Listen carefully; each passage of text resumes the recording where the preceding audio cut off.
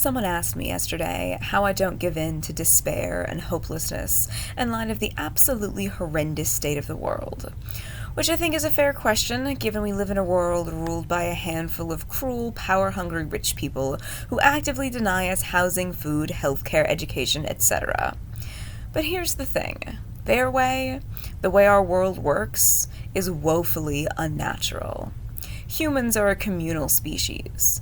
Our brains are hardwired to care about each other because our survival hinges on the survival of our communities. We've been warped from our natural instincts, and this aberration of our character can't last forever. I not only think a better world is possible, I think it is inevitable. The only thing that stands in our way is a chunk of propagandized middle and lower class folks who have bought into the mythos of American individualism. All they need is a shift in perspective to see the system for what it really is. And every disaster spurred on by capitalism's stranglehold over our resources shakes a few more people free from this shared delusion. Every tier of society, except the ultra-rich, is made to suffer for the elites. Folks making $200,000 a year have more than enough to live a thriving life, except they're consumed by 50-plus hour work weeks. Even though they never have to worry about a roof over their head or food in their bellies, capitalism still injects high degrees of stress into their entire life. These are the people who have fully eaten the myth. They're so busy being grateful that they can afford to live that they don't stop to realize how much easier and fulfilling their life could be. But imagine what would happen when they realize the status quo only promises them shiny trinkets to ease their suffering, while radical leftist change promises them a life free from artificial burdens.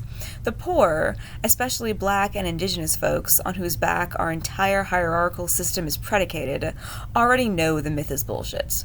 They've seen the social contract be defied by the ruling class and their goons too many times. The upper middle class is shielded from that reality, but their blinders are cracking. COVID-19 and the now highly publicized police brutality are starting to push through the lies. Humanity has only persisted this long because of how intrinsically communal and cooperative we are. Just a few hundred years off of that path and the world is dissolving around us, but the sanctity of life is a universal truth that won't stay buried. I have hope for this world because I know the ills of our society are unnaturally imposed and must be vigorously upheld by a relatively small portion of our population. This house of cards is visibly unstable. Human compassion cannot be suppressed indefinitely. Do we need a violent revolution? Maybe. But first there will be a renaissance of human consciousness, a return to our innate compulsion to take care of each other.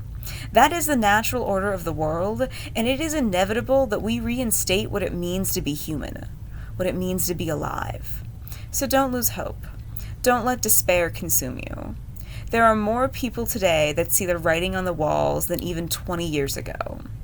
This world of hierarchy and suffering is inherently unsustainable. It cannot outlast our innate yearning for an equitable world.